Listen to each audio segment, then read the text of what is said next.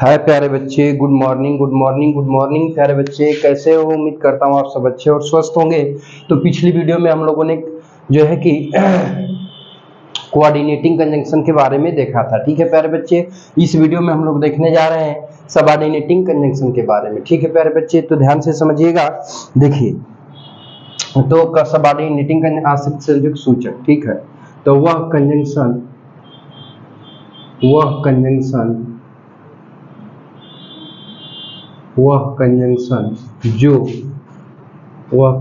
जो एक दूसरे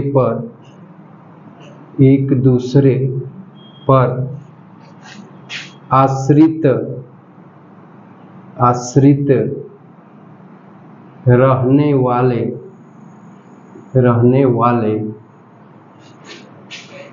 वाले शब्दों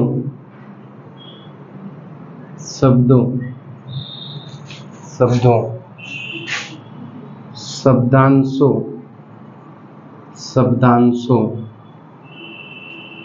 उपवाक्यों व वाक्यों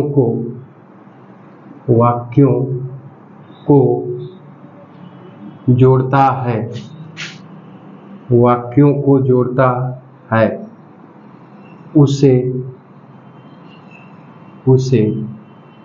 सबऑर्डिनेटिंग कंजंक्शन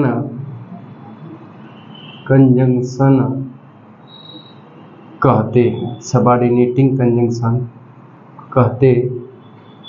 ठीक है प्यारे बच्चे, ध्यान दीजिएगा। ये तो हो गई परिभाषा। ठीक है प्यारे बच्चे, बातचीत को ध्यान दीजिएगा। ठीक है, जैसे देखिए कहा जाए, जैसे में, ठीक है प्यारे बच्चे, कहा जाए कि इफ ही कम्स, ठीक है, इफ ही कम्स कामा आई शैल गो। ठीक है प्यारे बच्चे, यदि वह आएगा तो आई शैल गो, मैं जाऊंगा। ठीक है प्यारे बच्चे, तो जरा ध्यान से समझिएगा।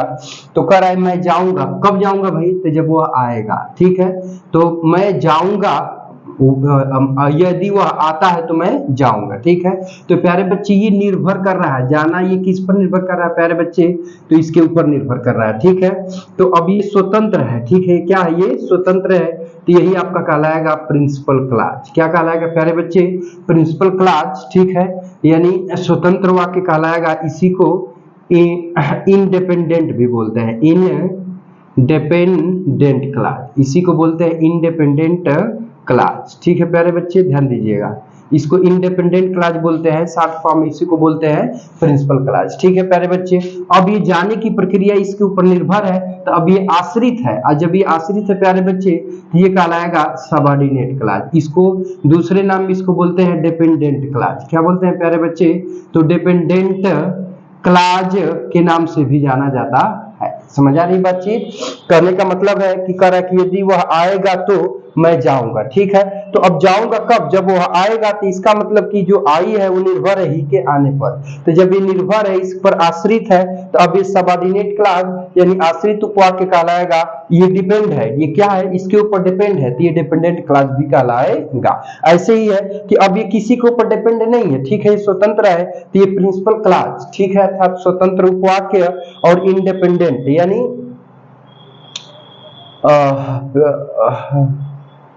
ये गड़बड़ हो गया। ये डिपेंडेंट क्लॉज नहीं, सही है, सही है। इंडिपेंडेंट क्लॉज अआश्रित उपवाक्य, यानी आश्रित नहीं है, स्वतंत्र है। ठीक है, तो ये तो रहा आपका सबऑर्डिनेटिंग कंजंक्शन का एग्जांपल। ठीक है, एक आध और बता दे।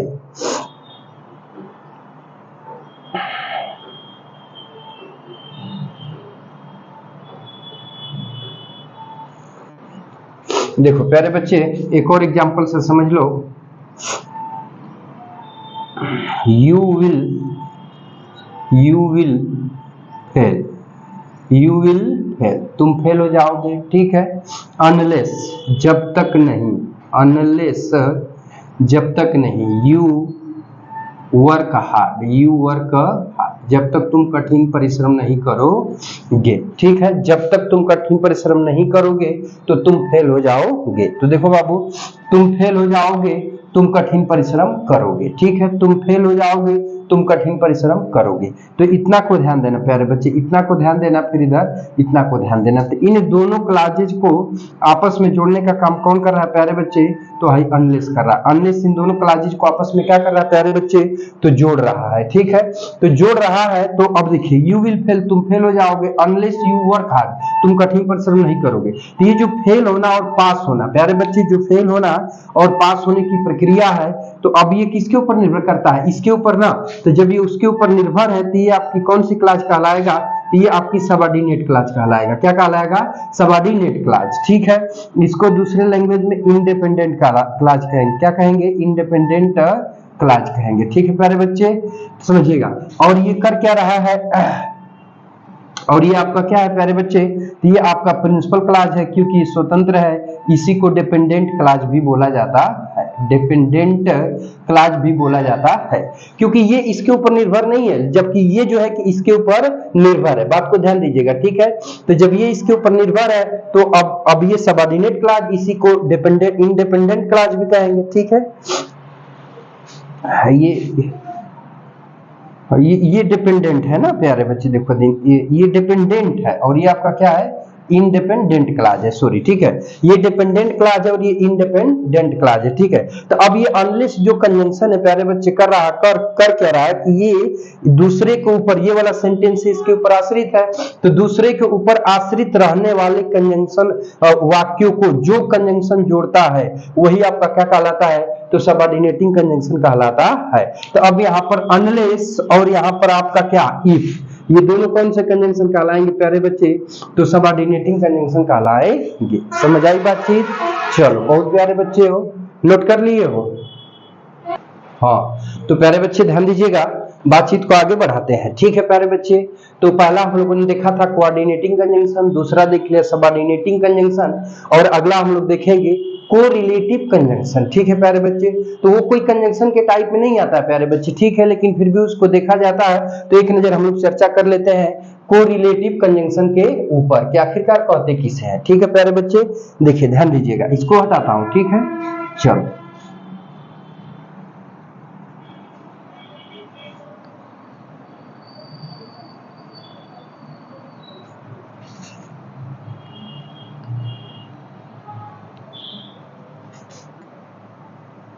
देखो प्यारे बच्चे, तीसरा है कोरिलेटिव कंजंक्शन।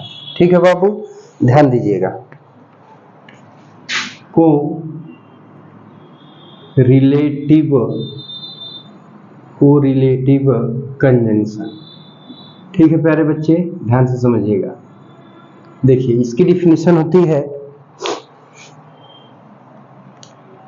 देखिए ध्यान समझिएगा, वे कंजंक्शन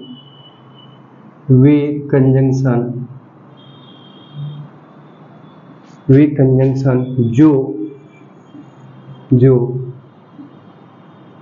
जोड़े में प्रयोग किए जाते हैं, जो जोड़े में प्रयोग किए जाते हैं वे correlative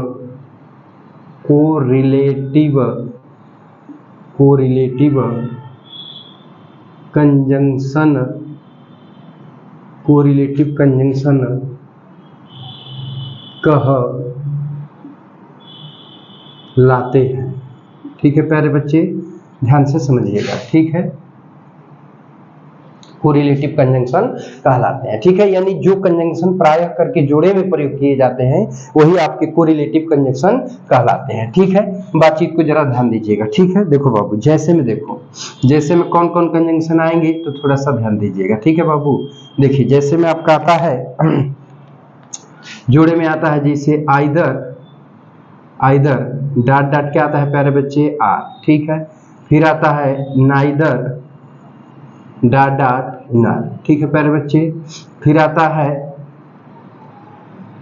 not only dot dot but also, ठीक है, ये भी जोड़े में आता है, ठीक है। आता है no sooner dot dot than, ठीक है प्यारे बच्चे। ऐसे करके तो जुए कंजंक्शन जो प्रायः करके जोड़े में प्रयोग किए जाते हैं वे आपके कौन से कंजंक्शन कहलाते हैं प्यारे बच्चे? तो आपके क्या कहलाते हैं? तो कोरिलेटिव कंजंक्शन कहलाते हैं, ठीक है प्यारे बच्चे। समझ आई बातचीत? चलो बहुत बढ़िया, स्क्रीनशॉट ले लो अथवा नोट कर लो, तो फिर बातचीत को आगे बढ़ाते हैं, ठीक है बाबू।